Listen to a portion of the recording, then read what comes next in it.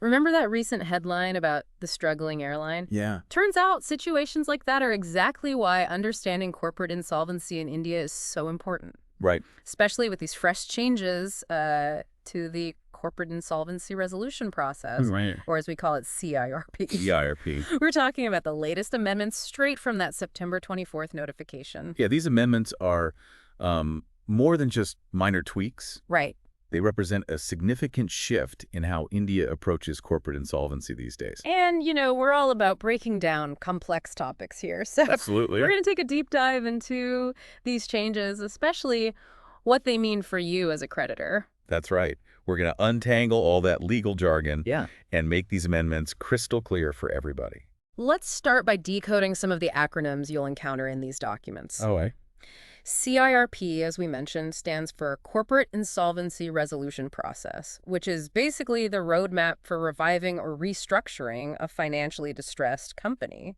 Think of it as a playbook Okay. for getting a struggling company back on track, back in the black. Now, where do you fit into all of this? Yeah. Well, as a creditor, you're a key player in the Committee of Creditors. The COCC has a significant say in how the insolvency process unfolds. And then there's the resolution professional, or RP. They're like the captain steering the ship, making sure everything stays the course throughout the CRP.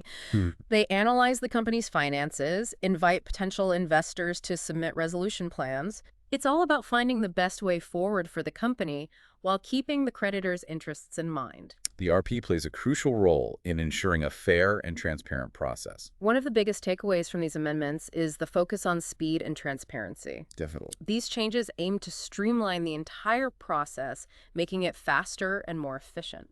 India is aiming to create a more attractive environment for investors. Right. And a robust insolvency framework is vital for achieving that goal. This document-pasted text seems to lay out the specifics of these amendments. Let's delve into some of the most significant changes, especially for you as a creditor. Sure. Regulation 12(1), for instance, deals with the deadline for creditors to submit their claims. Right. What happens if a creditor misses that initial deadline? That's a critical point. Previously, missing the deadline was essentially a dead end for creditors. Wow. However, this new amendment introduces a grace period, giving creditors additional time to submit their claims. So a bit more breathing room? Absolutely. That's good news for creditors. They now have up to 90 days from the insolvency commencement date, Okay. or until the request for resolution plans goes out, whichever is later. That's a significant change. Now, what about the model timeline outlined in Regulation 40A? Yeah. Any notable adjustments there? Yes, in fact, Regulation 40A introduces changes to the model timeline, impacting various stages of the CIRP, from appointing the resolution professional to the submission and approval of resolution plans. It seems like there's a recurring theme here, streamlining and expediting the process. Precisely. The goal is to expedite the resolution process for the benefit of all stakeholders. Now, let's talk about a regulation that's particularly relevant to our listener. Regulation 16A, which focuses on the authorized representative, or AR. The AR acts as the voice of the creditors, Okay. championing their interests throughout the CIRP process. So it's like having a dedicated advocate on your side. Exactly.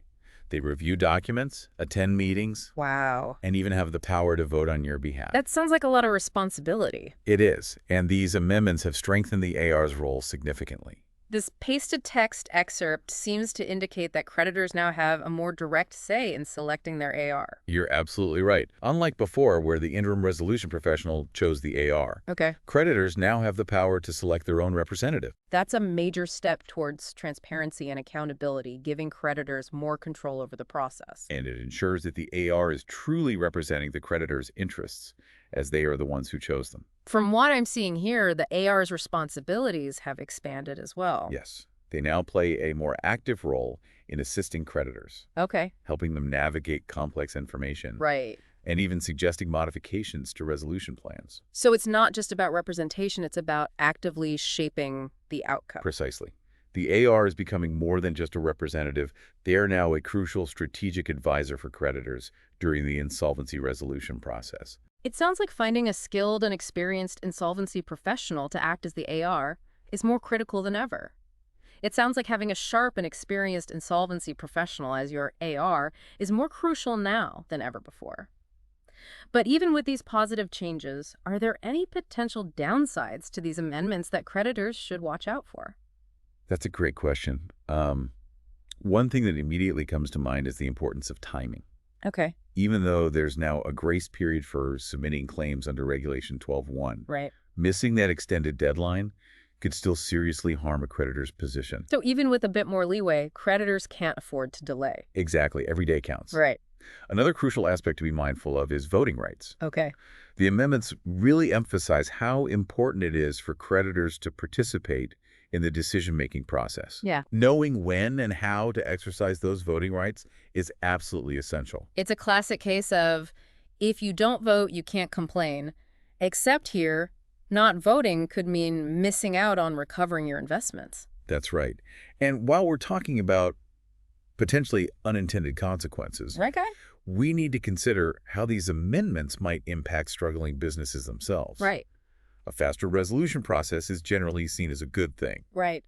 but it could also put pressure on these companies to make hasty decisions that might not be in their best long-term interests. It's easy to get caught up in the legal aspects and forget that there are real people and businesses navigating these complex situations. Absolutely. And this brings us to another important point, the ripple effect on the broader insolvency ecosystem. Think about all the professionals involved, insolvency practitioners, legal advisors, consultants. They all need to adapt to these new rules and timelines. It's like a game of chess where each move can have cascading effects across the entire board. Exactly. These specific changes are significant in their own right, Right. but they're also part of a much larger strategy. A strategy with implications that reach far beyond the immediate world of corporate insolvency. What do you see as the bigger picture here? Well, ultimately, it's about fostering a more attractive investment climate in India. Okay. When investors see a strong insolvency framework that prioritizes transparency and efficiency, Yeah. they're more likely to feel confident about investing in Indian businesses. Right. And that, in turn, can lead to overall economic growth and job creation.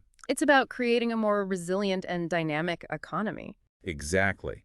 These amendments signal India's commitment to strengthening its financial system and promoting a culture of responsible entrepreneurship. We've talked a lot about the impact of these amendments on creditors and businesses. But what about the human side of all this? Yeah. It's easy to get caught up in the legal and economic intricacies. But at the end of the day, these proceedings involve real people's livelihoods. That's such an important point. We can't lose sight of the human impact. Right. These situations are incredibly challenging both for the individuals involved with struggling businesses and for the creditors who are trying to recover their investments. What advice would you give to someone who's caught in the middle of this process, whether as a creditor or someone connected to a struggling company? My advice would be to prioritize knowledge. Don't be afraid to ask questions. Seek out expert advice and thoroughly understand your rights and options. Yeah. It's a tough spot to be in, but with the right information and support, you can navigate these challenges effectively. That feeling of empowerment, of not being overwhelmed by the complexity of it all. That's what we aim to achieve with these deep dives, to equip you with the knowledge and insights you need to make sense of complex topics like this one. Because understanding these intricate processes isn't just about legal documents and economic indicators. Right. It's about recognizing the very real human impact at the heart of it all. Speaking of which, before we wrap up this deep dive, we want to leave you with something to think about, a question that goes beyond what we've discussed so far. We've covered a lot of ground in this deep dive, exploring the ins and outs of India's updated insolvency resolution process. These amendments, particularly the ones highlighted in that pasted text document, signal a clear shift towards a more creditor-centric approach. Absolutely, we're seeing a greater emphasis on transparency, efficiency, and empowering creditors to play a more active role in shaping the outcome of these proceedings. It's like giving creditors a stronger hand in the game, so to speak. But here's a question that's been on my mind. How do you see technology impacting this evolving landscape? Could it be used to make the CIRP even more efficient, even more transparent? That's a fascinating question and one that deserves more attention. Imagine a future where technology helps streamline the submission of claims, facilitates real-time communication between stakeholders, and provides easier access to crucial documents and information. It's like taking the entire process from analog to digital, making it more accessible and efficient for everyone involved. Exactly, and this isn't just some futuristic scenario. We're already seeing technology play a larger role in the insolvency proceedings globally. India, with its rapidly developing tech sector, is well positioned to be a leader in this space. It's exciting to think about the possibilities. So for our listener who's now armed with a deeper understanding of India's corporate insolvency landscape, what's the key takeaway here? Stay informed, stay engaged, and stay curious. These amendments are a clear indication that this landscape is dynamic and constantly evolving. Keeping a pulse on the latest developments will be essential for navigating this complex terrain successfully. It's like embarking on a journey of continuous learning and adaptation, always ready to adjust your course as the landscape shifts. Precisely. And remember, knowledge is your most valuable asset in this ever-changing world. This deep dive has provided you with a solid foundation for understanding corporate insolvency in India, but it's just the beginning. As you delve deeper into this fascinating world, keep exploring, keep asking questions, and most importantly, keep learning. Thanks for joining us for this deep dive. We'll see you in the next one.